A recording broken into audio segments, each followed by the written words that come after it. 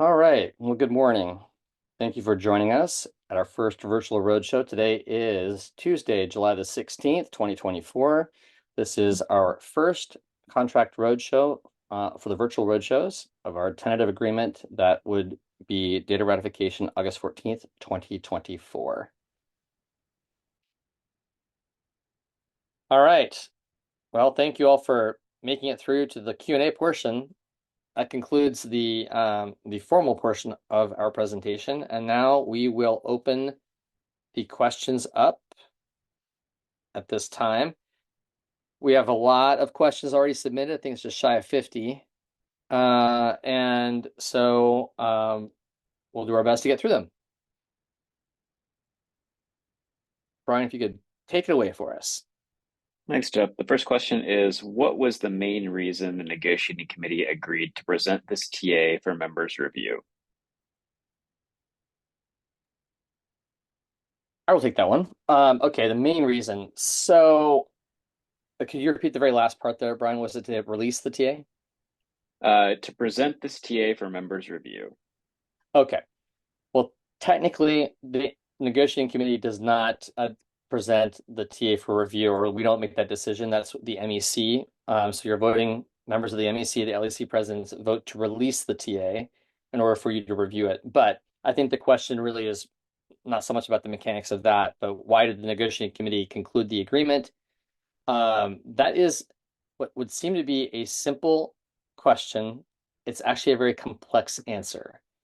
That it's based on that the deal itself, we felt that was definitely worthy of consideration for the flight attendants given the total industry landscape, political situation, and the economy currently is good. But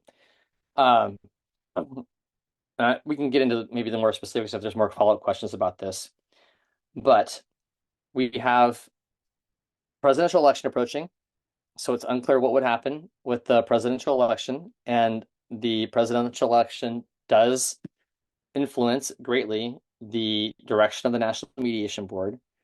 The National Mediation Board is the party responsible for potentially releasing us to self-help or doing any number of other things, which is scheduling of negotiations.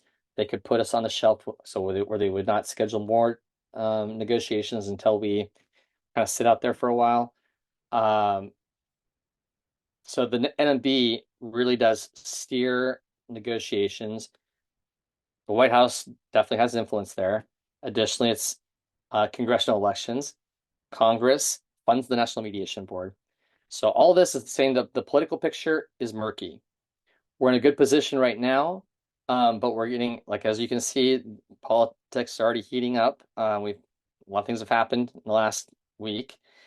So we thought this was like the right time to put a deal out there in front of you prior to that changing. And then also the Justice Department has to weigh in on the merger by August the 5th. If they do nothing, then the merger is actually, it's approved. They could come out and say that Alaska needs to have concessions or to submit concessions in order to approve the merger. That could involve a lawsuit. So that's that whole piece of what happens through the merger process is unclear. So we felt like this was the right time, the right place to put out an agreement for your consideration. Okay, next question is, can a vote be changed once it is cast up until voting closes? How do we want to do this? I'm happy to answer unless someone wants to Oh, I was just going to say, I'll take that one. Okay. No, once a vote is cast, it cannot be changed. And that's kind of in line with the Department of Labor laws. So because once you vote, your vote is de-identified with your person. So no one can ever find out how you voted. So you're credentialed, and then you go to vote, and then your vote is de-identified from you, so that no one can ever go back in and find out how you voted. So that means you can't go back and retrieve your vote. So once you voted, it's done. Okay, next question is directed at Paula. Paula, you stated that we delayed bargaining in 2022 following suit with the pilots at the request of the company. If that was the case, why did the retro clock start over to that year instead of 2014? Well, the company initially came to us and said, we'd like to delay bargaining for a year, just like the pilots did. And the pilots put their bargaining on the shelf. They had already been involved in negotiations for a while. And then they decided, because of COVID, that they would take a year hiatus, because no one was sure what was going on with the industry, and they did not feel that they could really make bargaining gains in such a precarious financial situation, because no one knew what was going to happen to the airline industry with the pandemic. I mean, you remember, loads were like in the tank, people were being laid off. It was a very scary, scary time. And not really a time when you want to be bargaining and demanding improvements when the company's bottom line is, going south. So they came to us and they said, we'd like to delay bargaining for a year, just like we did with the pilots. And we said, well, we were just in the throes of kind of gearing up for negotiations. We said, well, it kind of makes sense in this precarious financial situation to an environment to delay bargaining for a year. However, we would not do that without a pay increase and something else. So we did two things. One, we got the 1.5% increase. We tried to get more, but that was pretty much what we ended up getting. And we also froze insurance premiums at the 2019 pay rates. So that was also kind of like a small pay increase, because your healthcare premiums didn't increase. The reason that and that extension created a new amendable date, which was in 2022, in December of 2022. And so that's why the retro pay does not go back to 2020, because the new amendable date was December of 2022. Okay, next question is two parts. Are we staying on our TFP or going to block at the merge? What are our strategic plans for the JCBA to seamlessly add on to this current TA? Okay, I can answer that, and Paul, you can chime in if you feel like I'm missing something or want to add some color to that. Okay, so there's no way for us to really answer that this time, because the Joint Negotiating Committee is selected by the new, I'll call it the combined Alaska Hawaiian MEC. So whenever the merger is approved, within 90 days, we elect a new MEC. So the new president, vice president, secretary, treasurer, and then we begin the process of merging the MECs together. We would continue to operate two separate agreements, Hawaii and Alaska. So many of our committees would remain separate until we have a JCBA ratified. But my point is that even though we might have here, this group might have our opinions about this, that at the end of the day, that would be the decision of the Joint Negotiating Committee to come up with strategy about how to merge together the contracts. Looking into the crystal ball, I think that's obviously this is going to come back up again between Block and TFP. No decisions have been made. We'll take a look at that like we do every other time. And I say we, like AFA Alaska and Hawaiian. So no decisions there. Can't tell you for sure. And then as far as what provisions to seamlessly merge them together, that's the process that is outlined in our constitution and bylaws, that we would sit down and attempt to incorporate the best of both contracts into a contract. They are very different contracts, very healthy. They've been around for a very long time. So it's going to take a while, probably. It's going to be a complex negotiations. Yeah, I just want to chime in too, because this is the Hawaiian contract. I don't know if you could see it. It's quite substantial. It's been around for decades and decades and decades. And I will say, TFP versus Block, there's plus minuses, In some situations, TFP is better. In some situations, Block is better. So as Jeff said, we will try to incorporate the best of both worlds into whatever system we end up with. Okay, our next question is there any plan to make a calculator to see how much our retro pay would be estimated to be? Originally management was going to undertake that. We cannot do that because it's all the proprietary private pay information that you all have, because it's not a lump sum. It's not based on a specific pay rate. It's based on exactly what you were paid, kind of like on, your 401k eligible income is loosely what it's based on. So we do not have access to that information, so we can't do that. The company was going to try to take that on, but I think that became a much more complex project than they thought, and they have informed us they will not be able to do that. We definitely can come up with some examples, and we can put those out, but they will not be specific to an individual. Okay, next question is, in the TA, did we secure hotel reimbursement for flight attendants foregoing the use of their hotel room? And if so, what is that reimbursement? Okay, that was the LOA to commitment to negotiate a hotel gain share program with management. And we just didn't have time to suss that all out. But we definitely have a commitment, if the TA is ratified, to go back in and negotiate a hotel gain share program with management. There are several programs out, not several, there are a couple programs out there for flight attendants. I think they're like in the $50 range or something like that, if you forego a hotel room. Okay, our next question is, can we see all categories of pay that is retroed back to 2022? I can answer that one. I mean, yes, you can see it, but it's in your, you have to look in your paychecks or, Rainmakers, all of the stuff paid in TFP. So if you find any of the lines that are paid in TFP, that is exactly what is retro eligible. So it's essentially everything, the bulk of things, minus per diem, minus the bonuses, minus the home study for recurrent training. So any of the flat dollar figure things are not PVP. I'm sorry, not PVP, but retro eligible. But all of the TFP stuff is. Okay, our next question, quite a few questions about boarding pay. Can you confirm for boarding pay that, for example, we boarded and let's say it's D minus 18, due to maintenance, we have a tail swap.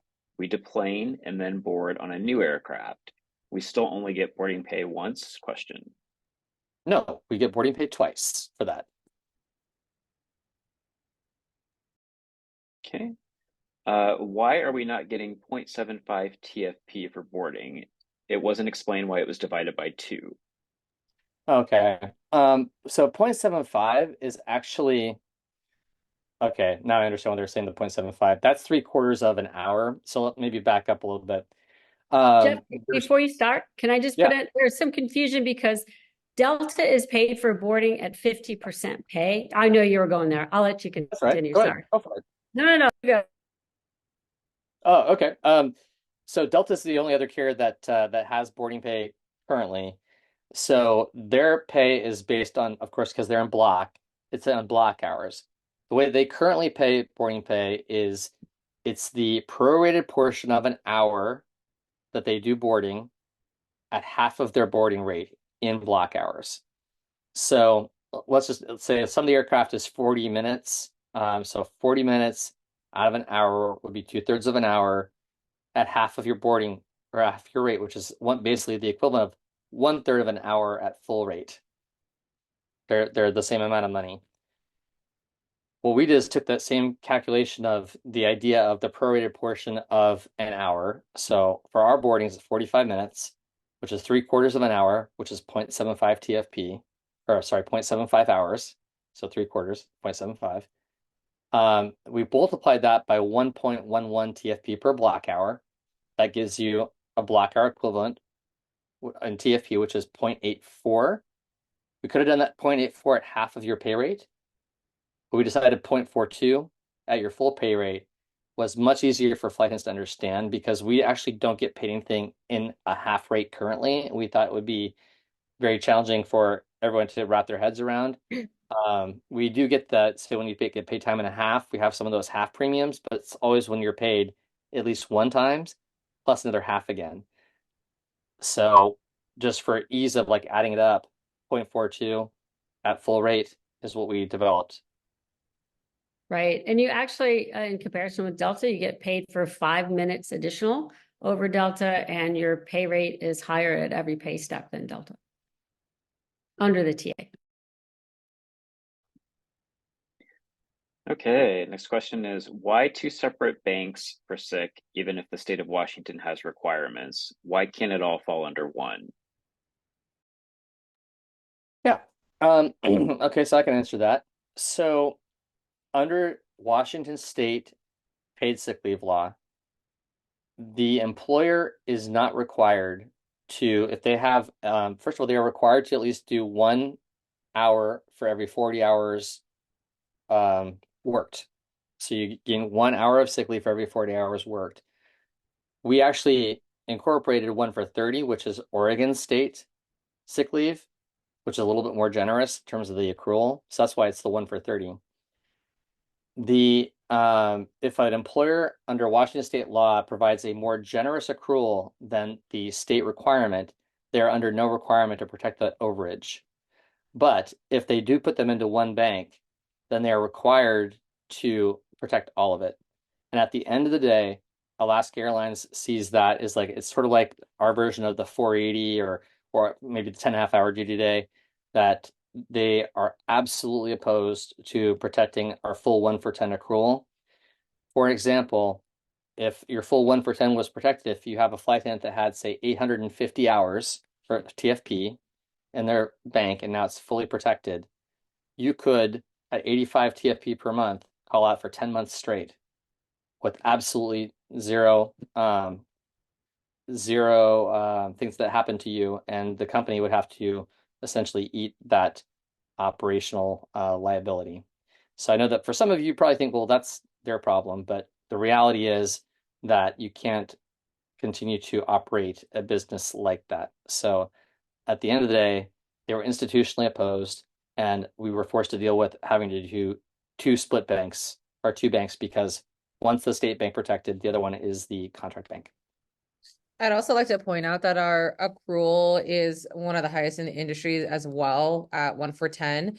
And if we were making the argument that, well, let's just do what the state law says, then that would have potentially reduced our accrual rate as well to 1 for 30, which would have made it significantly, literally 3 times more difficult for flight attendants to accrue sick leave, which was also not in the best benefit for flight attendants. Okay. We have quite a few questions. I'm going to try to kind of combine them into one here. Can you explain the process again if the TA does not pass? Has the company said they won't return to the table if it doesn't pass, or is that just an impression? I can start that one off, and then Jeff, you can jump in. So if the TA does not pass, absolutely, we will demand that the company come back to the bargaining table. We will have to, prior to that, go back to you guys, the flight attendant group, to do a survey and understand what specific problems people had with the first tentative agreement, so that we can correct that in future negotiations. I mean, there's no telling, there's no crystal ball to see what would happen. We could possibly get another tentative agreement fairly quickly, or the JCBA negotiations would crop up. I have been involved in several mergers where the same management people that you're trying to negotiate with across the table are also charged with doing the kind of working out the transition for the merger. So they're always very distracted, and it's difficult to get time with them.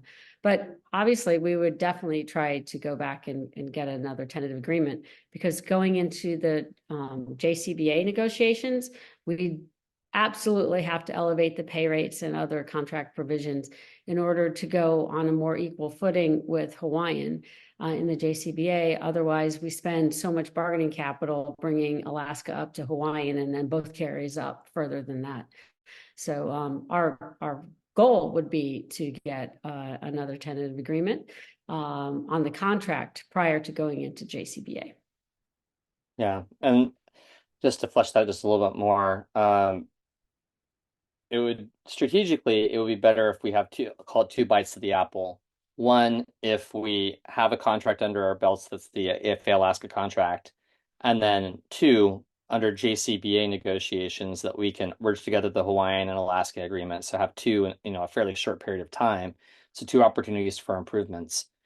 There seems to be a popular misconception out there that if we vote this down, that we somehow are able to block the merger, and that's not the case at all. That the Department of Justice does not take into account whether or not a carrier has a failed TA out there in terms of deciding whether or not to merge the companies together. So the whether to vote yes or no would have no bearing on blocking the merger. The thing that we do have power over is once the merger happens, is that under the so when we're in JCBA talks, that we hold on to the integrated seniority list. The union is responsible for putting together the new list, which combines the two parties together, and we only release that to management if there's a ratified JCBA. So we are able to hold up operational efficiencies that the company would like to realize. There's some money behind that. And that is our power in JCBA negotiations. Getting a little ahead of that myself, but just want to frame what could happen down the line. So if the deal is not ratified, then a lot depends on what happens with justice, really. The Department of Justice has until August the 5th to make a determination. If they do nothing, then the merger is basically consummated within it's like a day of that non-response. It's very shortly thereafter. They could say that Alaska needs to do concessions in order to make the merger happen. Alaska has to decide whether they're going to accept those concessions, how long those take to make the concessions, or if they're going to sue justice. Or the Department of Justice could just outright reject the merger. All indications are that that will not happen. So the most likely scenarios are the two, either full approval at the time or concessions. Again, this would be like, say, the market concessions from the company. Either way, once the merger happens, within 90 days, the parties combine. So I see the parties, the two MECs, Alaska and Hawaiian, we combine our MECs. There is a new MEC officer election, and we get in the process of selecting a joint negotiating committee. That could happen as early as August the 5th is when the clock could start ticking. If justice approves it, 90 days from that date, we would have a new MEC potentially with new MEC officers, potentially a new person in my chair, and that would involve a new person negotiating this negotiations, in addition to at some point pivoting to start negotiating a joint contract. So it's it could be a lot of changes that could happen between now and then. Again, I know this is not trying to doom and gloom this, but just to explain exactly what could happen. If justice doesn't approve it right away, then we would try to turn this around as soon as possible with the current group. Unless the MEC, they are always able to make a decision to make a change. They can swap out the chair position. They can relook at the current makeup of the negotiating committee. So that could also extend the process. Or if the MEC would like to keep the same team in place, then we could do our best to turn around the TA as fast as possible. But I think that we saw at Southwest did it in 4 months. That's probably the absolute fastest we could probably turn something, and that's really, really quick. That's a very long explanation, but that question deserves a fairly long answer. So to kind of tack onto that, another question is the majority of flight attendants are waiting on the approval of the merger with Hawaiian to decide yes or no. How much of an influence do you think this would have on voting? In terms of like which way it goes, I'm not sure because it's up to all of you individually, but we're aware that that time frame is out there, and we have absolutely no problem with flight attendants waiting to make their decision based on how things go with that. Just so don't forget to vote. Please do after August the 5th. We want everyone to vote. It's very, very important. But no concerns from us in terms of waiting if you want to wait and see. Okay. If a flight is removed and sends you back at a later time that gets in, say, 4 hours later, is that a reassignment? I can take this one. No, it's not a reassignment in the same way that if your flight is delayed 3 hours and goes into your layover time, that also would not be considered a reassignment. Okay. Next question is, did we address any pay improvement in this TA for if a flight attendant is clipboarded, quote unquote? I think they're referring to drug tested or alcohol tested at the completion of a trip. In all technicality, it is going into our day off and should be compensated at our TFP rate instead of $15 due to times we experience a prolonged process, sometimes over an hour. I think that was a two-part question. The first part is yes, we got improvements to it. It's gone up to $30 per test, and no, there's no adjustment.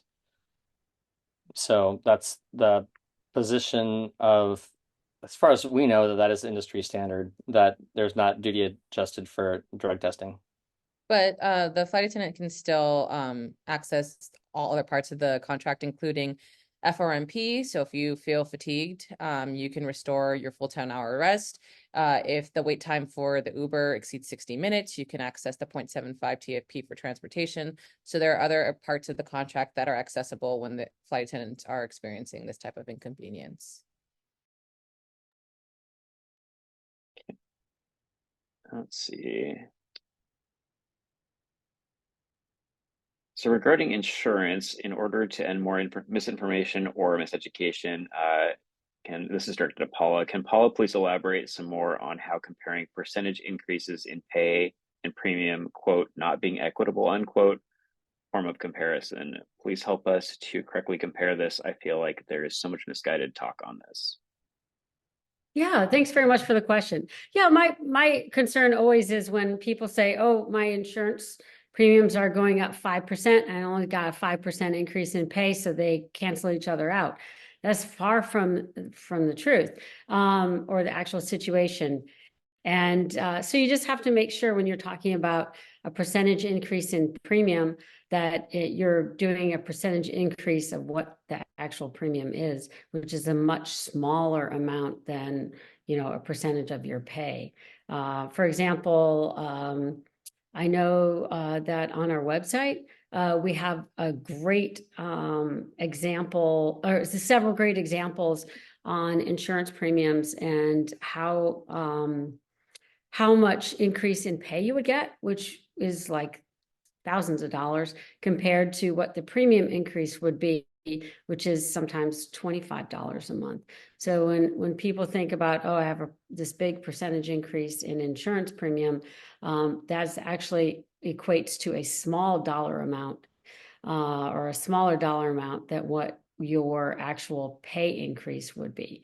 And I really encourage and invite everybody to go on the website and look at the insurance premium presentation that we have. It's very short and it's very colorful, and you can really get a sense for kind of what your increase in pay would be vis-a-vis an increase in insurance premium.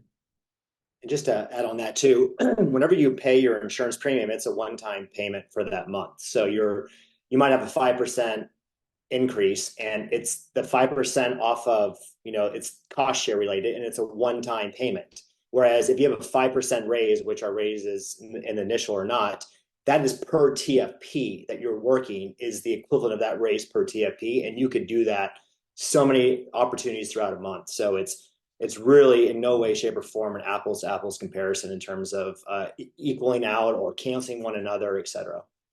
Yeah, for example, the max increase in for the individual coverage, the max it could even be the 15% from 1 year to the next, 15% increase. That equates to, for a lot of people, like maybe 1.5 boarding pays. So you really have to dig into the math and understand what the percentage increases actually translate into in dollar amounts. And that's why we did the examples. All right. Next question is, will there be comparisons available within the industry, such as vacation pay or retirement match per diem, referring to several mentions of highest or second highest in the industry during the presentation or the documentation? Yeah, those are already on the website, right, Brian? I think so. The industry compare, I thought so. Yeah.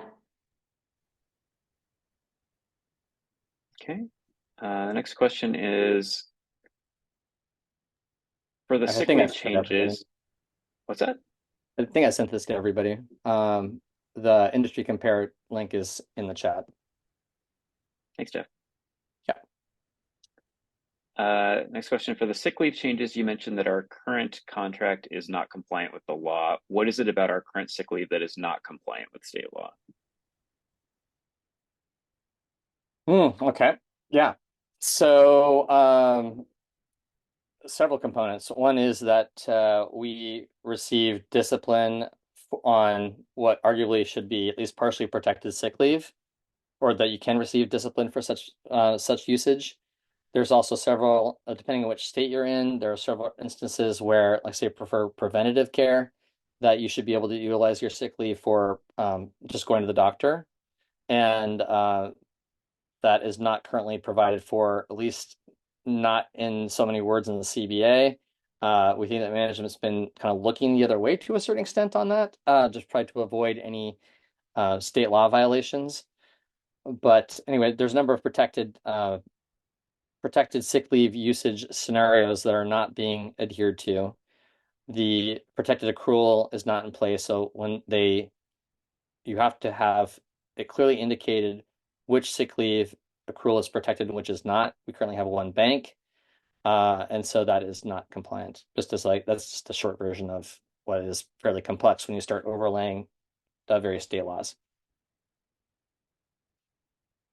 And I think it's also worth mentioning that because we have bases in multiple states, and some states like California have carve-outs, other states have the requirement as a blanket requirement like Oregon and Washington.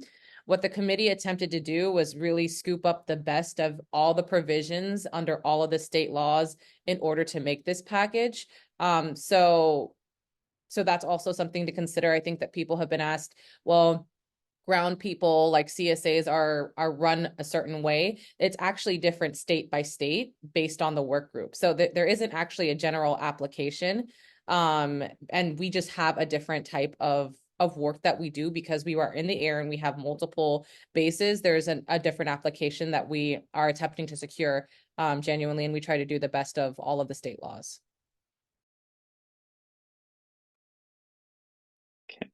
On state laws as well, which state has the requirement for maternity leave start to be determined by a doctor and an employee? Many people have had issues with doctors not writing them out for maternity leave prior to or at 29 weeks. Yeah, so that provision is actually not compliant with the law. It's illegal to force someone off of work because of pregnancy. So that's not even an enforceable provision. So we have always said that the decision of when to go off of work should be between the pregnant person and their doctor. And I do want to say that if you are having any issues with that you should contact the AFA benefits, the AFA benefits committee. They will definitely help you navigate that. And just want to say it's not compliant with federal law, so it needed to be changed. It's against the Pregnancy Discrimination Act. Okay. Next question is, why are some of the agreements in the contract itself versus in an LOA form? Okay, because some have specific sunset clauses that are different than the amendable date of the contract. Some are because they have clauses that could be extinguished by either party. Yeah, that's probably the short version of why we might choose to do an LOA outside of, or that's packaged with the contract, but it's not actually in a provision, or it has some sort of maybe controversial genesis, such as sick family, sick child. It's been in the agreement for quite some time, but that resulted from a very long fight with management over the years about the application of state laws. So we ended up with that after just a lot of back and forth. And it's never been put into the agreement because the company is not that they're, it still has the same force and effect as the contractual body text, but they're just not ready to concede, I guess, on that point in that way at this time. What is the reasoning behind the management immersion program? Good question. So management immersion program's been around for quite some time in other work groups. It really is to give, especially new managers, the ability to be exposed to a work group in order to truly understand if they've walked a mile in their shoes, maybe not 100% a mile, but at least done some of their duties, that they would have a better understanding and appreciation of what they go through. So similar to like when we have shadowed the CSAs, those of you that have done that program, we know that was very popular, and that it's kind of a similar program for management to do the same with us on the plane, again, for specifically service duties only.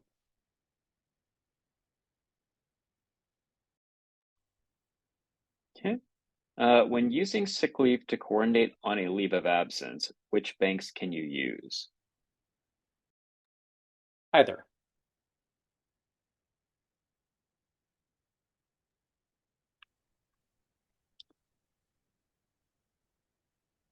I guess I'll say See, next either question. one at a time. Just like to clarify, either one at a time. You can't be doing a certain amount from one, a certain amount from the other. And they can change the election month to month. Next question is there language to keep sit pay as well as pre-boarding pay when on a sit? Do you get both? Yes, you You do. do. Both of those provisions are still in the contract and you would get both.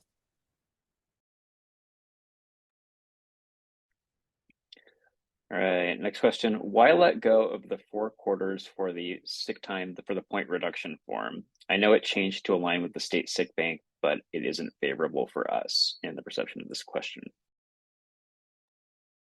Okay, yeah, it's a really good question. So we know that's like one of the less exciting parts of the program for many flight attendants. So this is the thought process behind it. One is that management was not inclined to basically just give us a sick program that is that much more generous on top of the current CBA provisions. And so when we were carving out, this 1 for 30 that would be fully protected, they needed some sort of offset for that. And after going round and round and round with them about how we need to preserve our current Section 32, this is what we landed on, because we can't just completely ignore management's bargaining objectives. So this was the one thing that we did to maybe not move in the direction, but at least to acknowledge the fact that that if you coordinate these two banks, it actually is very flexible, and that the state sick bank takes up what would otherwise function as the fourth, the quarterly, so the fourth point reduction form in the year. So to us, it's more or less a trade-off, but we understand that there's concerns about that. Right. I just want to jump in here and acknowledge that the original program the company wanted was not nearly as beneficial to the flight attendants as where we ended up. And they had put a lot more restrictions in their proposals to us on the state sick leave bank, and basically wanted to kind of impede into your current contract bank. So we actually had to fight back quite vigorously in order to secure the beneficial program we ended up with. And that was one of the things at the very, very end was they said, okay, well, we'll do this, but there can only be 3 quarterly point reductions. And we pushed back for a while, but initially, and then finally came up with this whole combined program. It was not something we did lightly. I mean, we didn't say, oh yeah, let's get rid of that 4th point reduction. I mean, that was a hard fought battle.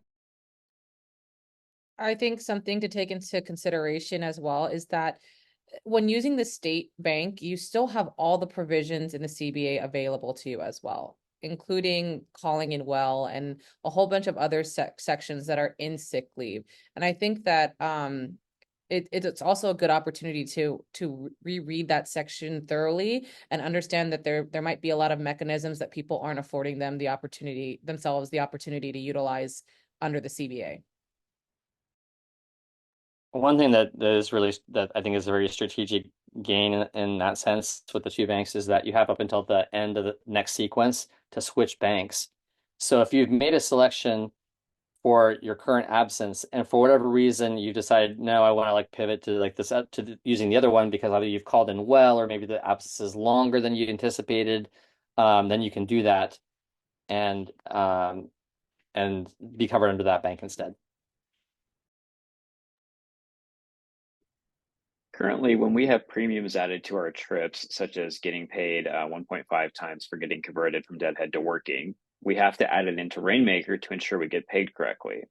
With all of these new premiums for flying over 1230 duty, reassignments, etc., will they automatically add to it, or do we still need to go into Rainmaker? Kiki, do you want to get this one? Yeah, I'll take this one. Okay. It truly depends on what provision it is currently. We will be going through an implementation process if the TA is ratified. The stakeholders have been meeting over the past few weeks to discuss what that implementation would look like. In the background, until the TA is ratified, they can't make any programming changes. So there's that little component. But once the programming changes are made, it is the AFA's position that a majority, if not everything, is an automated process, and that has been in every single section. Before we agree to anything, we made them go back and research on the possibility of what that would look like during implementation before we agreed to anything. And they had to drop some of the things that they wanted because they couldn't give us an answer. That is the truth. So our position has been and will be going into implementation that everything needs to be automated. But the current parts of the contract that require submissions will still require submissions until automation. The goal is to get all of them automated. And I can just tag on that. So far, our conversations, I've been in several implementation meetings, trying to set up, of course, like we're not going to wait until like to see if it's ratified or not to start these conversations. And even crew pay is understanding that, we can't we should not be requiring manual submissions as much as possible. So they're at least on board with that concept. With the increase of international destinations, why has there been no provision for international pay or red-eye pay? Yeah, it all comes down to bargaining priorities, and that we don't subscribe to that there's only so much pie to go around, but there is, to a certain extent, you have to make choices about where you're going to put your money, or the money that you're going to get, like where you're going to put that. And after a very thorough review of the survey and what we think are the needs of the flight attendants, this is what we ended up with. Not because we didn't propose it, we actually did explore those items, but ultimately was not able to make that work in terms of the overall cost of the deal. I think we ended up with, didn't we say it was like just shy of 40% increase altogether, all in? It's like in mid 30s, something like that. So 46%. what was it? It ended up being 46%. 46, yeah, 46%. So all in, the total cost of the agreement first year, 46%. And that is pretty healthy. Yeah. Wine has international pay. I was going to add on that. To that point, a lot of, a lot of the research came in, and, when the surveys came through, et cetera, and we built our opening proposal and we went off of that. But to the whole point of the best of both contracts, we either A, have a short duration, which we know this is important for flight attendants, and that's definitely will be on the list of the next contract to actually beat this up, because to your point, we've had a significant amount of international destinations added since the negotiation process has started with this round. But DePaul mentioned that Hawaiian does have a robust international premium and stuff, and so inherently, if the JCBA or the merger goes through, we're going to ultimately inherit some of that during that next round of contract negotiations. So, if I could look into a crystal ball, I would assume that would probably be in the future at some iteration, shape, or form.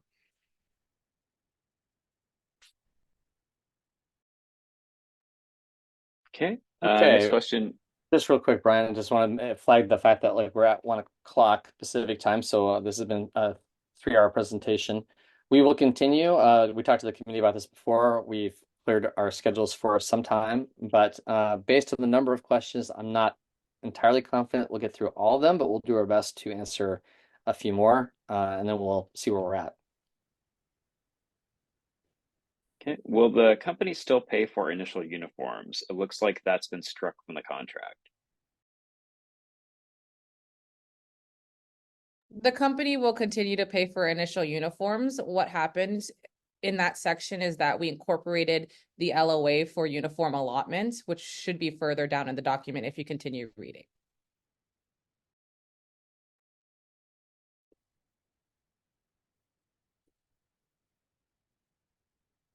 All right. To clarify, a reserve can be converted unlimited times to ER now since the cap has been dropped from the contract. And if they're used, they receive no premium. Is that correct? No, they will receive double time for the duty period for the ER that they sat. But yes, they can continue to be converted. There were caps, and with the implementation of double time, we felt that there would be some people who were inclined to volunteer into ER conversions, and they can still do that.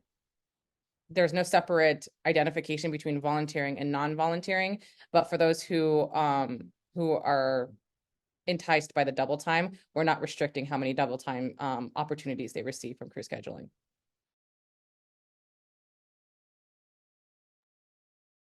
Okay. Next question is, if I have 1,500 sick hours and I want to cash them out, do I get 100% pay on all hours or just the portions over 950? 100% on all, if you're retirement eligible.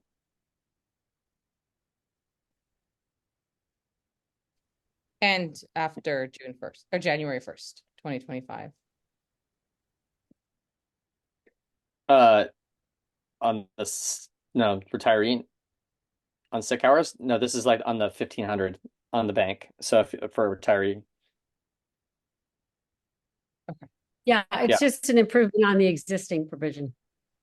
Yeah, the cash out is not, you have to wait till next year. It's actually DOR, as long as you're retirement eligible at DOR.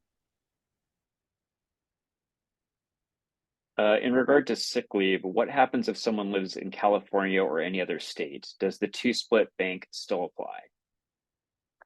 Yes. That's why we negotiated for everybody, so that you have the protections of especially Washington and Oregon for all the states. Yeah.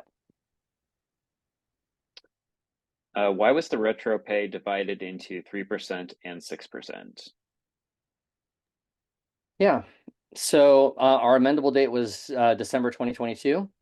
So that would be the bookend, the earliest possible date for retro pay based on a previously ratified agreement.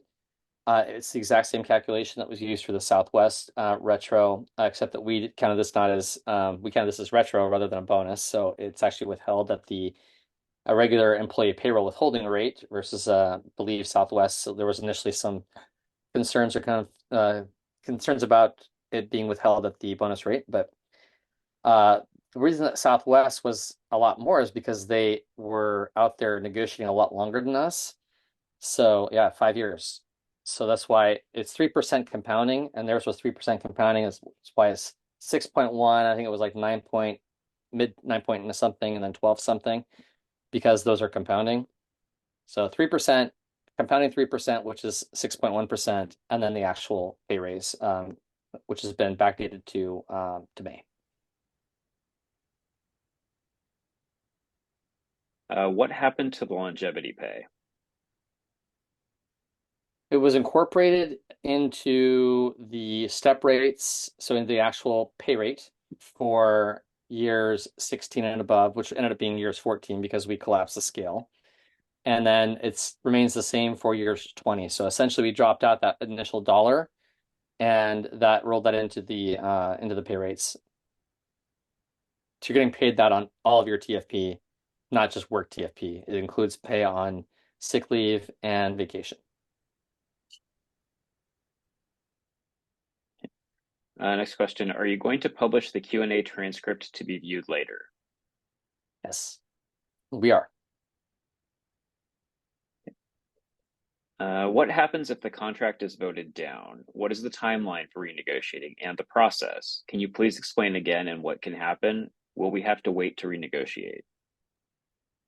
I think we Okay. mostly went over that. So, Just to recap real quickly, I think we have no idea exactly what will happen. We will survey the membership and find out exactly why the TA failed, if it does, and then we'll demand to go back into mediation with management. We will absolutely assert that they have a duty to bargain under Section 6 of the Railway Labor Act, and that doesn't go away. Even with the JCBA. However, the reality of the situation is that, they may refuse to bargain. It has happened in the past at other carriers. And ultimately, Section 6 negotiations gets folded into JCBA negotiations. But there is no telling what could happen. I can't say that we wouldn't go back and negotiate a quick TA2, or that it would just kind of meander around and we wouldn't make much progress and end up back in JCBA negotiations if the merger is approved. So there's no way to tell what would happen. That's the just short answer. Historically, with other airline mergers, approximately how long does it take to negotiate a JCBA? Wow, I've done several. It just depends. If they're not complex, it can be done pretty quickly. If they are rather complex, which this one will probably be, I imagine it takes some time. That's why we negotiated a 3-year deal to make sure that the Alaska flight attendants had pay increases as they went along. Another wrinkle in the situation is the early opener at Hawaiian comes due later this fall. So they could potentially also start bargaining for their new contract at Section 6 in the fall. Have we agreed upon any language for punitive penalty holding the company responsible to keep our IT systems working properly, such as open time dropping, vacation trading, and bidding timelines? The short answer is no, but not for lack of trying and lots of conversation. So that's something that we held on to the bitter end. But no, we did not secure that. I understand the commuter jump seat policy, or if I understand the commuter jump seat policy, the D8Y listing code will no longer exist. Is this correct? It's still there. It will stay in place. Was there ever a discussion to increase the vacation TFP from 4 TFP to a higher amount? Definitely. Yeah, it was. Yeah, we held on to that towards the very end as well. And I know that flight attendants, we'll use this opportunity just to make a little education that we know why flight attendants want more. Of course, we always want more pay. And the 4 TFP, when you're looking at that on a daily basis, of course, it seems low. It's like just at our duty period minimum. It's not even the 5 TFP of our average duty period guarantee. But if you look at that, our vacation payouts are over a week. It's not over 5 days, which is what you can bid and hold unless you waive your legalities. It's actually 7 days. And that's typically how vacation is looked at in terms of industry comparisons and so on. So 4 TFP times 7 days is 28 TFP. If you divide that over 5, it's actually a higher number than 4 a day. So I don't know if that helps anyone feel a little bit better about that, but when you're also looking at industry comparisons, we are amongst the top carriers for accrual. And in fact, if you're considering at the top of the scale, for all 42 days, we actually do have the highest payout. Yeah, I do want to say, and that's among PBS carriers. Any carrier that has a PBS system, obviously your vacation is blocked. Other carriers that have a bid system, like United or Southwest, they bid, they overlay their vacation over their bid schedule, their bid award, and so those trips drop out, and oftentimes the provision is that they get paid for those trips. And in many situations, that can provide for a higher vacation pay, but there's no way to equate that because it's all over the map depending on the flight attendant's bidding strategy. In regard to touching a day off, is that still defined as more than 15 minutes? Does our debrief time count as part of that, or is it based on block-in? It is based on block-in. So you'd have to block in at midnight 01 to qualify. There are a lot of rumors going around saying union leaders get a bonus for getting this TA passed. What, if any, bonus do union leaders get, and what improvements are reported to union leaders if this TA passes? Can I say I sleep? think I'm the only union leader technically on well, me and Brian, but yeah, I'll answer that one. So yeah, we don't get any bonuses, nor it would not be legal to do so. And we would get the same, I guess, bonus that everyone else does, that retro on the money that we made since December of 2022. So that is the scope of the bonus, which is the same as everyone else's. Was there a second part of the question? Did I answer it that fully? I think you answered it. Okay. Oh, there is actually one card that any union business pay doesn't count towards the PPP threshold for the 40 TFP for qualifying for PPP. Oh, So well, yeah, if we're talking about that. So I know that has been maybe a concern from membership that there's a perception that those that are on no bid status doing certain work, such as say union business or company business, that we are able to achieve also the bonuses such as the PPP easier than a line flight attendant. So in consideration of those concerns, we have added an incentive to make sure or to help ensure that our union leaders and other company business flight attendants get out there and fly a bit. So you have to have at least 40 TFP in that PPP trimester come from sources other than CB or UB in order to qualify. In regard to vacation pay and the 480, it said that a quarter of vacation will apply to 480. Does this mean if you have 28 days of vacation, 7 days or 28 TFP will go towards your 480? Yes, but towards the vacation 480. If that's what the word we're talking about. The market rate adjustment is in an LOA form. Does this mean the company can extinguish it at any time? No, it has a full force and effect as a contract language. yeah, any LOA we enter into with management has the full force and effect of the contract and is in effect unless it has the separate expiration date, is in effect for the duration of the agreement and any amendable period. And in fact, I think all of those LOAs, including the ones that we sign midterm, they typically have that language in there that has the full force and effect of the contract.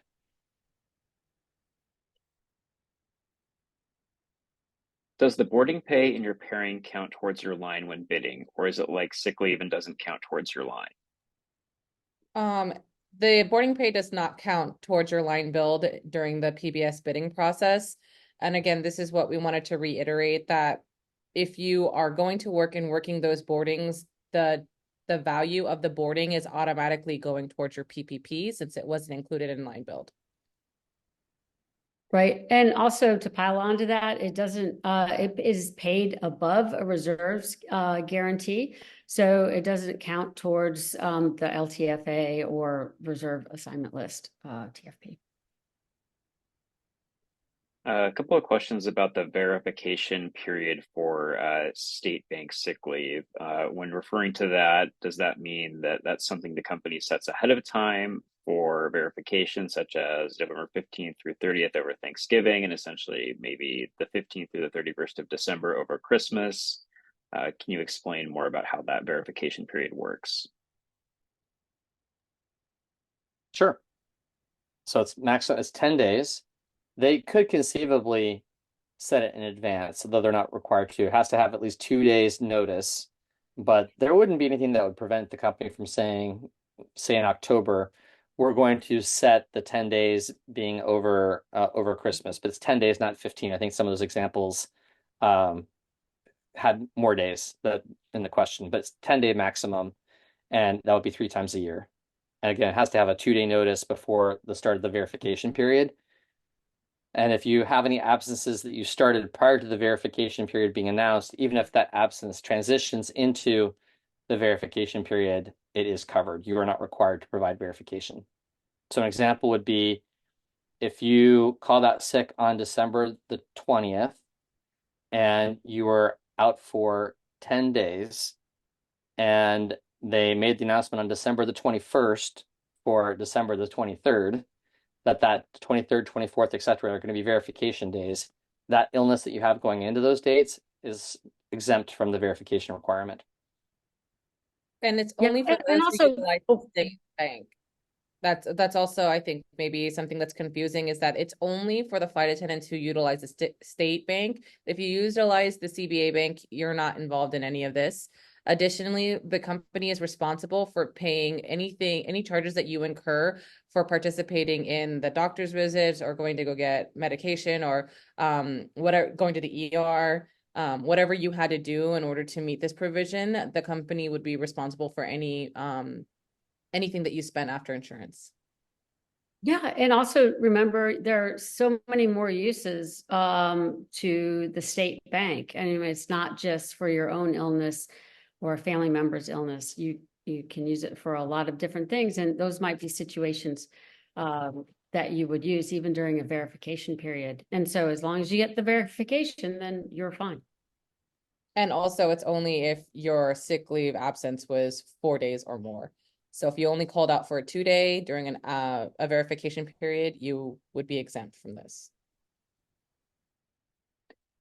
Then just What don't if you don't? forget, if you happen to forget or you didn't see the notification, let's just say if you somehow missed the notification of the verification period and you called out sick even after that, and you said you called in with your state sick bank, you can still change prior to the end of the next sequence. So you can, actually, I made a mistake. I want to switch to my CBA bank because I don't want to be subject to the requirement, and that's perfectly acceptable. What if you don't have enough sick time for the state sick leave bank to be auto enrolled at 40 TFP? Does it accrue over time? Yes, you will have whatever you have under 40 TFP pulled over, and then you would accrue over time. Without the fourth point reduction form, how do we make up points that were normally gained during the fourth quarter if no sick leave was used? Well, so it's not a hard quarters. So it's now going to trimesters. So just want to make sure that we're not focusing so much on just like on the fourth quarter. It's 3-point reductions per year. But how you would make up for the one that you're missing, I'll say missing, is that you can use the state sick bank, that you're able to utilize the state sick bank strategically to cover the absence or illness that would otherwise be covered by the fourth quarterly point reduction. And I Right. think maybe the question had to do with the improvement that particular part of the contract is still there. So the end of year improvement hasn't gone away. That still exists. You're still eligible for end of year improvement. Yeah, both quarterly and end of year.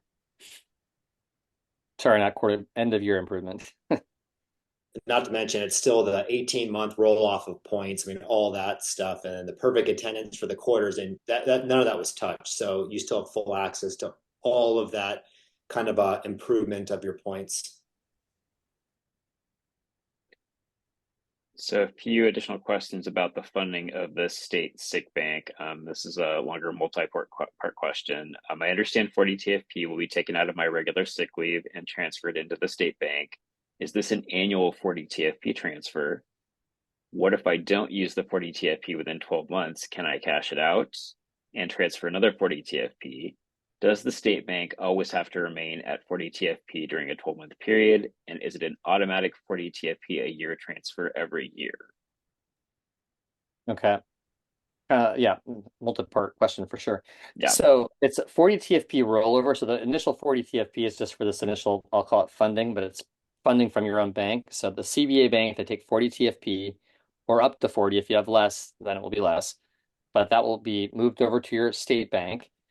And then you're accruing throughout the year. So next year, 2025, you're accruing your both banks throughout the year. You might use some as well. But if you have more than 40 TFP at the end of the year, then 40 TFP is rolled over to the following year. And whatever is over 40 TFP, you have a choice. Either that overage can be put into your CBA bank, so you're maintaining your 1 for 10 accrual, or you can actually choose to cash that out at the end of the year, whichever you would prefer. If the TA does not pass, can all sections be reopened and renegotiated? And could we possibly lose some of the gains that have been agreed upon? For example, no payout at 100% for sick bank for those who retire. I want yeah. to address that, and then Jeff, you can add on. So I've been in situations where, and Jeff has too, where we had to renegotiate a tentative agreement. And I will tell you, management did not secure many of their goals, almost none of them in these negotiations, and they certainly had them. They wanted to increase the 480. They flirted with increasing the 480. I'm sorry, they wanted to increase your duty day. They flirted also with increasing the 480, and they also absolutely wanted to increase the 4K flying to more than 4K. And they had some other in scheduling. They definitely had some other goals. They didn't realize any of those. And so I imagine if we go back in and we say we need more money into this deal, they'll be like, okay, well, if we do that, there needs to be some offsets. So yeah, that's absolutely a concern. And as far as opening all the sections, I don't imagine we would go in and demand changes to all the sections. But the company certainly could do whatever they wanted. And we would focus on the things that flight attendants told us needed to be fixed. Yeah, so there's nothing that stops us from opening all the sections, but again, that takes time. So it's going to be a trade-off between, is that what our bargaining objectives are, is to completely relook at every provision? I'm guessing probably not, based on, I think the flight attendants would prefer to do a quick turnaround if at all possible. But just based on our own history at AFA Alaska, there's no way to say that we will always get an improvement second TA, or if there'll be trade-offs. So an example would be, if you go back in time to 2013 to 2014, TA1 to TA2, arguably that was one of those times when we actually did pretty much secure improvements across the board. I think there was maybe a couple this small trade-offs, but otherwise it was an actual improvement. And I think that's what's maybe led to this belief that you always vote the first one down and that you'll always get the second one better. That isn't always the case. If you go back in time prior to that, the 2005 to 2006 agreement, that or TA1 to TA2, that there was definitely trade-offs there, that the initial TA included a longer duty day or a percentage of trips built to a longer duty day. It had a 360 minimum flying requirement. So they were able to improve the 12.5 back to 10.5. So we retained the duty day, but the 360 went to 480. So that's just one really quick example of where it's not always 100% improvements. There's just no way to predict that. And there was a quartile system for open time, I believe, if I recall Yeah. correctly. That was for, TA1 of 2013. So it will be different, and what that different looks like will mean different things to different people in the membership. At year 8 pay at this TA rate, I will only make $52,000 per year pre-tax. What cost of living analysis was used to agree to these rates? That is a really, well, it's a simple question, kind of a more complex answer. So we looked at a lot of pieces of data without going into all of it. That of course we looked at. There's the MIT cost of living calculator. There was industry comparisons, COLA. So we looked at cost of the consumer price index is a typical measure for inflation. All of those came into play. We understand the concern that that at least for especially more junior flight attendants, that you are still not achieving what is considered to be a living wage in our most expensive domicile cities per MIT. But this is the unfortunate reality that I just feel a responsibility to say is that, of course, we all think that that would be fantastic, but unfortunately, that the way things are in this current environment is that where the working class has a very difficult time achieving living wages, and that the market for flight attendant wages is just not there. So, in order to bring a brand new flight attendant up to a living wage, there's just no way to support that in terms of the cost of the overall all agreement. We were already at 40 something percent all in, and that is already considered to be pretty high. And our analysis is that yes, we could continue fighting that out, but the National Mediation Board was extremely unlikely. Actually, extremely unlikely is understating it. We do not think there's any way that the National Mediation Board would consider us to be releasable to self-help if we were attempting to achieve the a living wage for all flight attendants. And to be clear, some of the cities that we are based in, that living wage is close to like 96,000. So that would be the ask for a brand new hired flight attendant. And that is a heavy lift, but we did negotiate so that, unfortunately, but the lowest living wage was met, which ended up being Anchorage. But with Anchorage, if you're Anchorage based, you are receiving a living wage at the onset of being hired. So we did chalk market and made sure it didn't dip below that. If flying 240 to 480 and you earn only half of your vacation, will that half you earn now be paid? No change to the 40 in that way, so no. It is currently still a shelf, where if you are under it, you get half unpaid. If you're over it, you get your full vacation paid.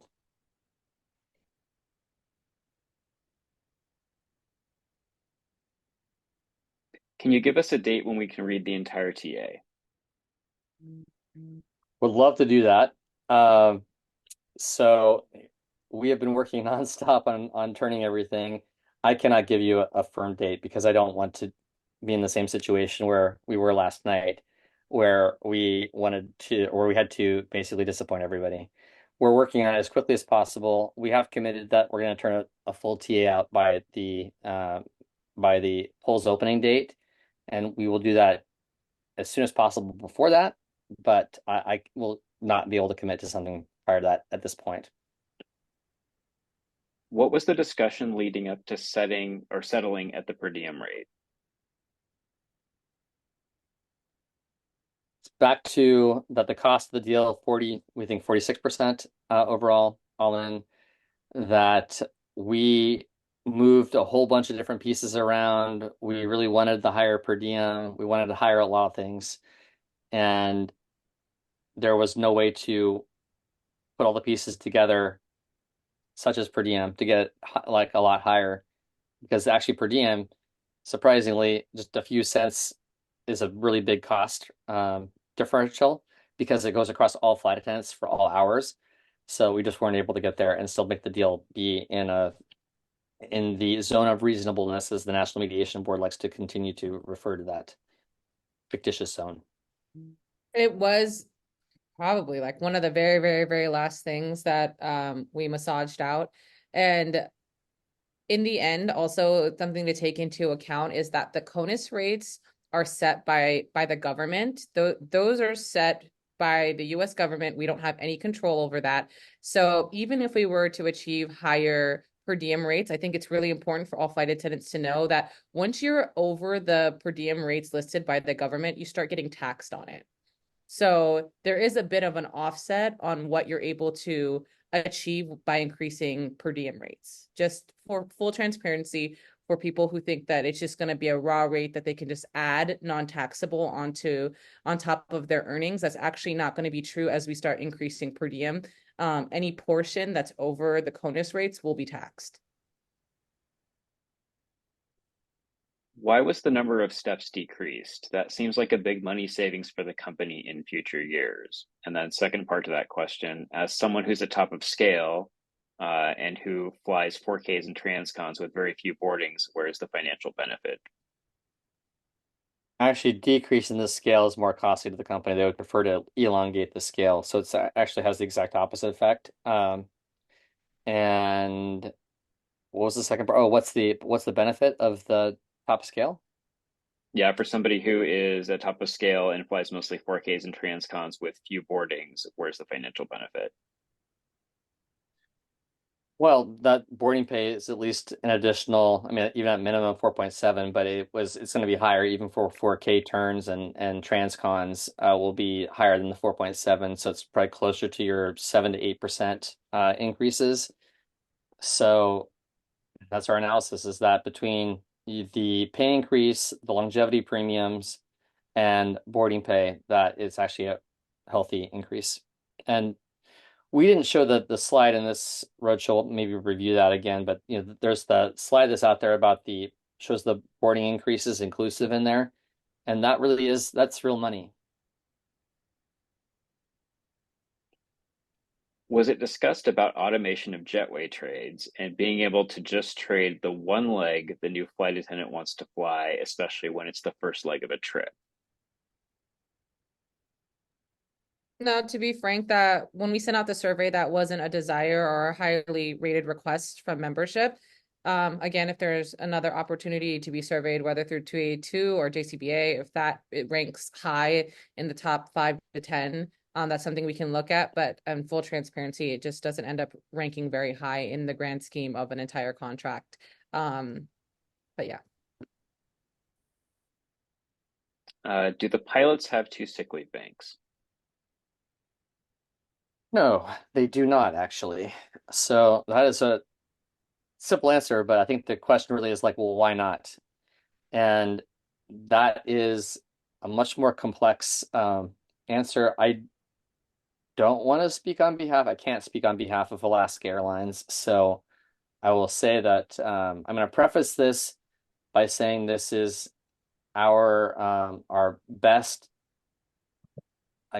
review of the situation, given that we are not lawyers and do not represent Alaska Airlines or ALPA.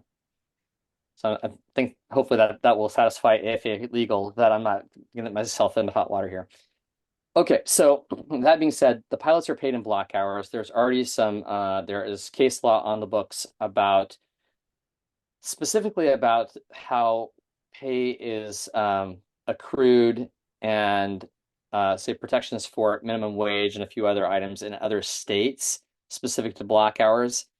So we believe that there's a reliance on case law from other states in block hours and at the pilot pay rates, because the specific case law has to do with pilots. And we all know that pilots' pay rates are pretty hefty. So there is a belief there that that pilots will not bring forward concerns that they're not getting their sick leave protected appropriately, based on basically kind of linking together the pay case law with the sick leave case law.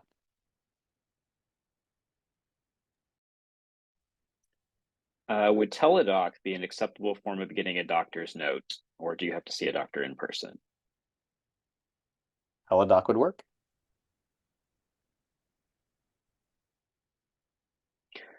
For the state bank, if you use it to evacuate during wildfire season in your community or bad air quality in your area, what kind of proof would you give required during a verification period? I think that's actually in the, we might have given examples about that, but it would be the notice of evacuation.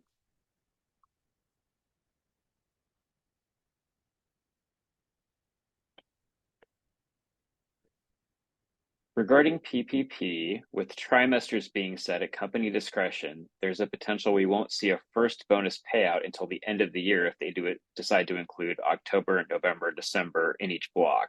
Why was this bonus structure chosen over quarterly or monthly? I'm not sure We if I understood that one. we currently have something similar to that. The 8-month block period, it doesn't conclude until November. So there is a slight change, but not by very much. If you're taking into consideration, we already do that for the other block months. Right, but wasn't the question that like we could actually not get paid until like way later, like way late? Yeah, if they choose like to spread out the trimesters and choose like theoretically they probably wouldn't, but December, November, and then January and February as one. I see.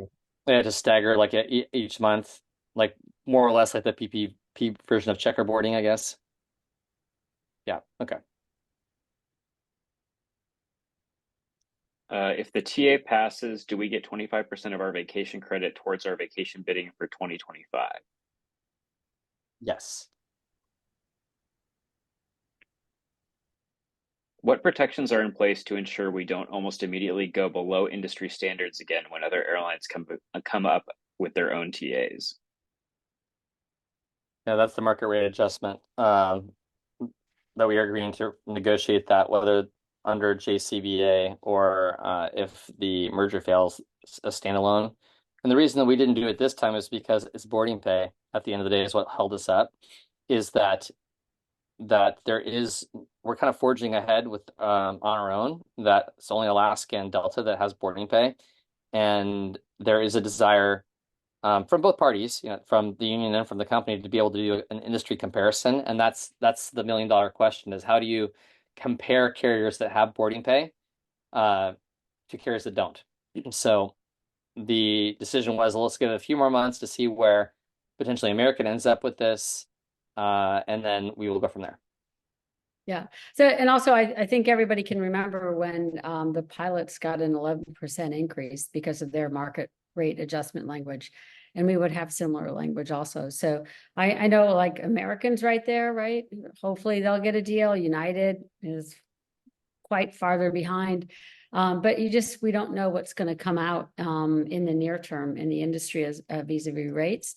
So that's why we definitely wanted the market rate adjustment language. Earlier during negotiations, it was revealed the company proposed rigs. There are also interviews and sound bites with Alaska AFA reps saying boarding pay isn't everything and we need to focus on rigs. What rigs were proposed and why did we stop that focus to focus more on boarding pay?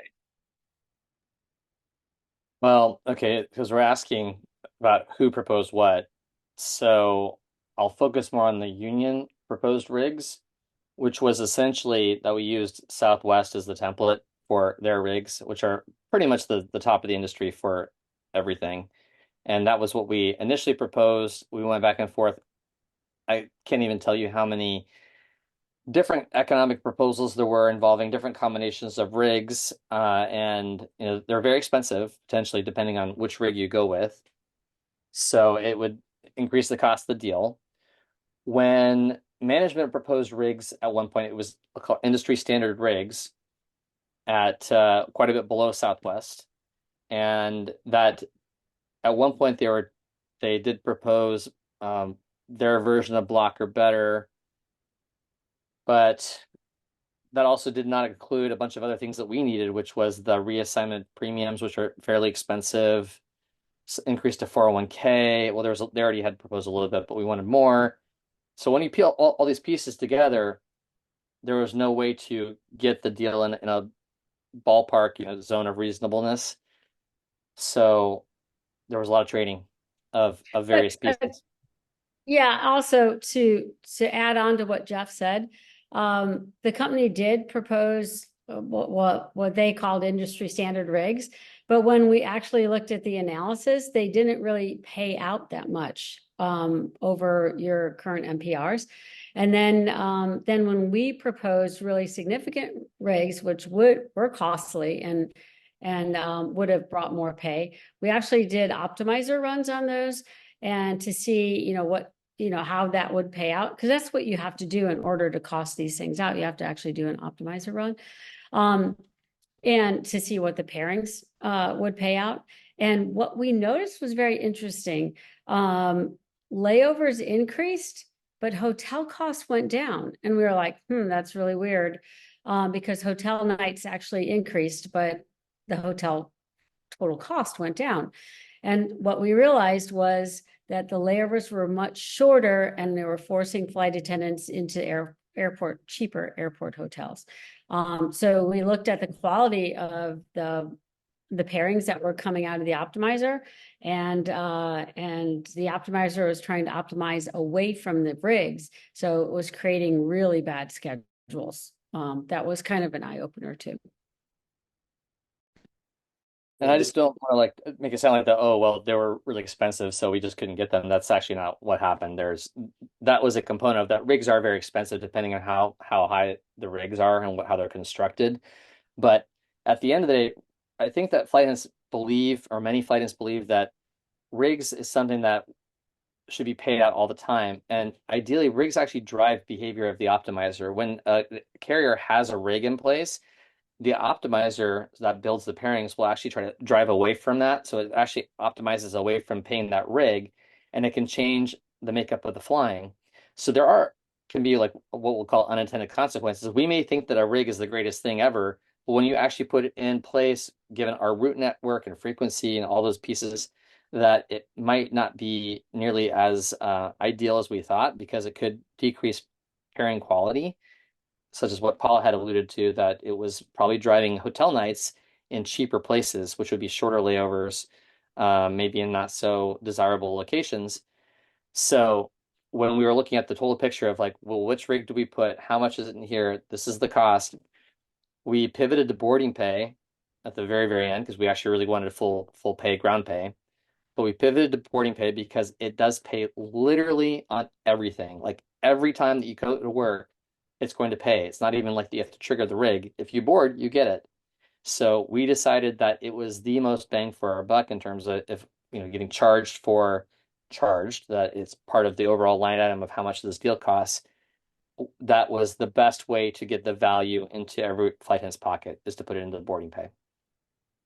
And also, for people who I know there's a lot of discussion about the duty hour rig. When we ran the duty hour rig through the optimizer, it optimized it almost fully away from duty hour. Like that, when we're talking like very rarely, if ever, triggered the duty hour.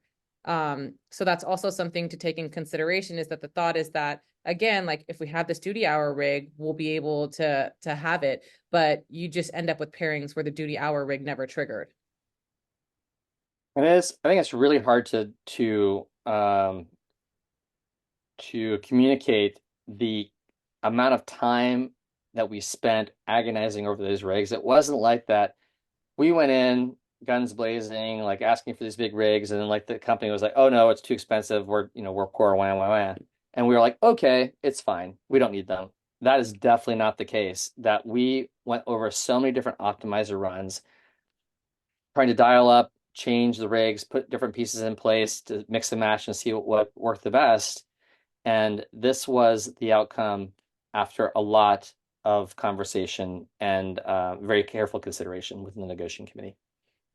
And in full transparency, like we had a lot of discussion about this. One, the thought of paying for rigs that would probably not trigger based on what the optimizer was putting out was really a tough pill to swallow. To pay for rigs that would then impact the pay rates, it was just really hard to justify that they wanted us to take a hit on the rates in order to wouldn't trigger very often. That was frustrating.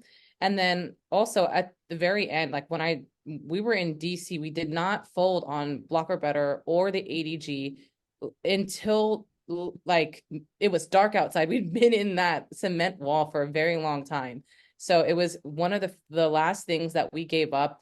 And it really came down to the discussion of how do we justify accepting the ADG at the cost, bringing down the rates, and that the rates touch everything. The rates touch your vacation, the rates touch your sick leave, the rates touch all the TFP. So sacrificing that for ADG that would possibly impact the entire system in a negative way, that was a long conversation that we had, probably longer than they wanted us to have it, but it was a long conversation that we had to like look in the room and just say, how do I, justify to my friends who are finally senior enough to hold 48-hour LAHUIs that actually the optimizer is going to work away from that in order to create a system that moves all the layovers away so that it doesn't have to pay out ADG. It was a lot of thought process and care taken into consideration when we went down the Riggs road. This wasn't just something that people in this committee just willy-nilly decided wasn't worth fighting for. It was second to last thing we fought for, actually. Is there any way to clarify from the NMB what they will grant the company if this TA is voted down? Is there a way to know the NMB will allow the company to bypass a TA2 in favor of a JCBA? No, there's no way to know that. They would never disclose that information. Well, I don't even know if they made up their mind about it, And truthfully, with the politics in the background, we don't even know who the NMB might be come November. Well, they'll be in office in January, but that is something that needs to be taken into consideration as well. Yeah, if we knew, that would be amazing, because then we could tell you, hey, look, this is like what's going to happen or what is most likely to happen. We can only give you the various paths, and to say, based on our conversations and experience, these are the various paths that could happen. I think the most likely scenario is that the merger will go through. It's just a question of when versus it not. I think it will go through, or we think it will go through. And then it is very unclear. It's anyone's guess what's going to happen with the presidential election or with Congress, how that could change the makeup of the NMB, how long it could take us to turn around into TA if it's voted down. So it's too complex, too many forces, large forces involved for us to say for sure. If the contract is voted down by the members, can we still chaos, or does the process start completely over? The process does not start directly over. We are still in mediation. And if we went back to bargaining with the company and reached impasse, we would absolutely request a release from the National Mediation Board. All right, but just want to frame it again, like that Political the climate. decision is the National Mediation Board's whether or not, like, we can request release, but it's their decision whether we are actually at impasse and whether we get released. Right. For example, the American Flight Attendants, APFA, that union, had requested a release from the National Mediation Board last fall, and they were denied, actually, and then they resubmitted again at the beginning of the year, and it has not been acted upon.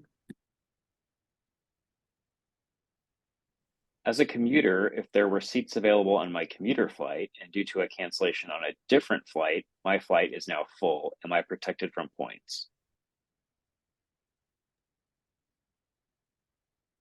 No, if it's just straight loads, no. We did add in some protections for weight and balance and a few other items, but just for straight loads, no. So I just want to comment on this because this was an incredibly frustrating point for me. I negotiate all across the industry. Every commuter policy includes loads as a commuting failure reason. Your company is the only one. And I mean, we argued till we were blue in the face that it was just bizarre and counterproductive, because you want to be able to, you have access to that individual. If they have a commuting failure and they call out commuting failure, you can reassign them. You can tell them to go someplace. You can have access to them. If you don't, I mean, honestly, you can call out sick and and then you have lost them for 4 days. So we explained all this to them. They intellectually understood it, but honestly, it went way higher than the people across the bargaining table. It goes all the way to the top of your company. They think that having loads as an excuse, a reason for commuting failure is a like get out of jail free card or something. They don't. It was bizarre. It was very frustrating. We hammered that until very late in the negotiations. And Brian, just want to jump in before we get to take another question. I just want to manage the expectations that we've gone almost an hour past our time, and we definitely would like to answer as many questions as possible, but I've been monitoring the Q&A chat, and it looks like we're finally below 100, but it keeps bumping up closer to 100. There's just no way that we're going to be able to get through all the questions. So we will take more questions, 10 more minutes. We're going to end at 2 o'clock. No promises about the remaining questions. Can we print this out? Is there a way to do an export on the Q&A? Does anyone know? Not sure. Can we maybe can someone in the background maybe a screenshot? No promises. We'll see if we can look at some of the questions and see what we can do with those offline. But anyway, just want to apologize in advance if we didn't get to your question.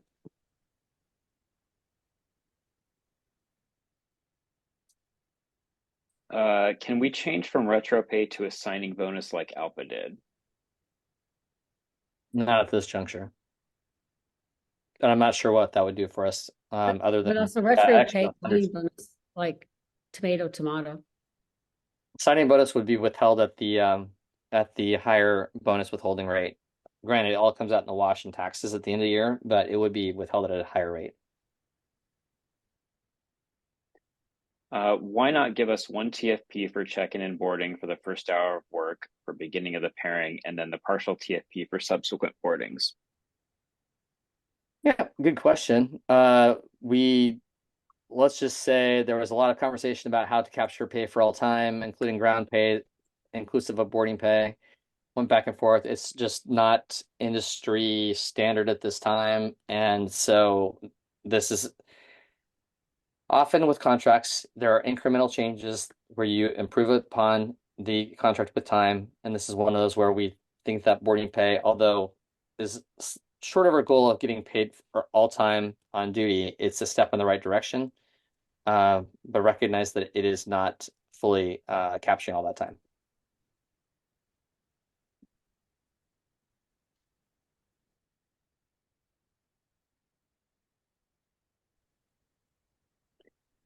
Why isn't our vacation a minimum of 5 TFP as our base instead of 4 TFP? I think I he we answered. kind of that earlier. Kiki, do you want to go with that? No, I said I think that was answered. That it's based on the whole week and not just the day when they're taking in consideration the calculations, and we are still incredibly high, factually higher than most pilots as well, and how they accrue their vacation or pay their vacation. With the move towards the training campus in Seattle, won't the training section regarding hotel reimbursement be redundant in a short period of time? Well, I guess it depends on what you consider to be a short period of time. I think that's still a ways away, is my understanding. Actually, James could probably answer that, or James or Yeah, Justin. so It's still quite a ways off. yeah, it's not even though the plan is to go starting in 2026, it hasn't officially been announced yet. So if you look at the this ratifies on the 14th of August, you're still looking at almost a year and a half at minimum before you would even see potential centralized training. So I don't want to negate that there's absolutely no value in that provision. Also keep in mind that, we've been negotiating for almost, 1 3/4 years. So a lot of this stuff was agreed to and it was extremely relevant. So I don't want to discount this, but there's still value in that because we don't know what the future entails still yet. Yeah, and then it also it still will protect even the Seattle flight attendants who live more than 59 miles away from the training facility, so they would still be able to enjoy that provision regardless.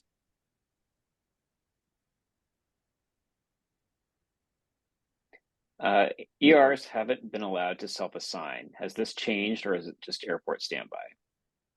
The answer to that is yes and no. That there is a change. So ERs are able to self-assign to airport standby, which they previously were not able to do, but they are not able to self-assign in any other category for like turns or 2 days. Can they add debrief to the boarding pay equation to make it a full hour? Well, this is more of a theoretical. Yes, this one of the we went through a whole bunch of permutations about how to construct ground pay versus boarding pay, and yeah, theoretically that would be possible and would be fantastic, but that is not what we achieved. Why does boarding pay not count to hard time 480 for vacation? Yeah, excellent question. At the end of the day, it's because management knows that that's actually a pretty rich provision. It would count, would accrue quite a bit for those that fly a decent amount, and that would effectively be lowering the 480 or how easy it is to achieve the 480 for a vacation. And they were smart enough to catch that. So yeah, it's basically because it would be just like lowering the 480, and they were not inclined. This question's directed at Kiara. For line building, did we cap the amount of awarded TFP when the line averages are set? For instance, August bids line average for Seattle is 79, but many of us are awarded above 80. Shouldn't we have a preference to waive having our bid built over baseline average? Did we address this in the TA?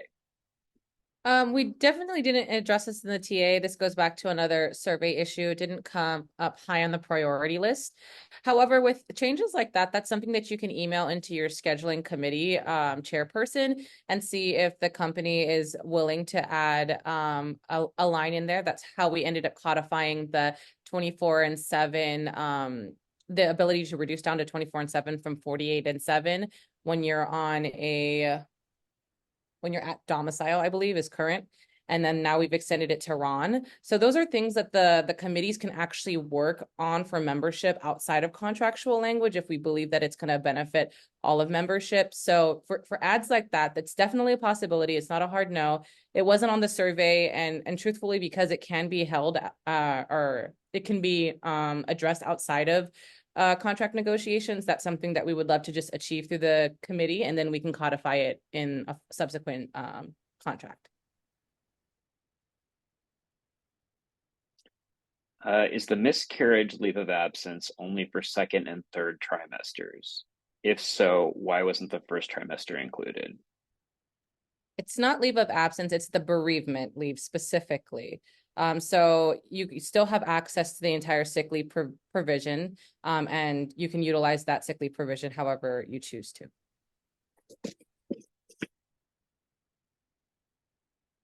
Does boarding pay count towards the needed 504 TFP or hours needed to qualify for FMLA? No, it does not, as far as I know. So that's one thing that we still have to have conversations. And it's actually 504 duty hours. Duty. So Yeah, it has, yeah, it's duty hours. It has nothing to do with pay or block hours or anything. yeah. It's Can you please clarify how CB impacts the PPP and how that changes from our current contract? How CB impacts the PPP? Yeah, company business. Yeah. Talked a little bit about that earlier when we were going through the PPP slide, but so how it would work going forward is that for a PPP trimester, so that's a 4-month block, that you have to exceed the threshold that's set for you individually by 40 TFP, inclusive of the state sick bank leave and vacation pay. So basically, sick from the state bank and vacation pay is included in that 40, which averages 10 a month if you're trying to like break it down per month, but it's 40 over the block. And at least 40 TFP to of your total amount of TFP needs to be from sources other than UBCB. So I can give an example for me is that I'm on no bid status. The no bid status is set at a threshold of 75 TFP per month. So 4 months of that would be 300 TFP. plus 40. So the threshold to get it would be 340 TFP.